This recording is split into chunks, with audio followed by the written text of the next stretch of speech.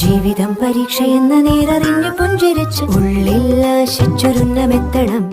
കണ്ണീരില്ലാത്ത നാളിലെത്തണം. പൂജ്യത്തിൽ നിന്നു മുന്നിലെത്തുവാൻ ഇത്രയും നേരമോ ഇത്രയും ദൂരമോ? ഉള്ളിൽ ആശിച്ചൊരുന്നമെത്തണം. കണ്ണീരില്ലാത്ത നാളിലെത്തണം. പൂജ്യത്തിൽ നിന്നു മുന്നിലെത്തുവാൻ ഇത്രയും നേരമോ ഇത്രയും ദൂരമോ?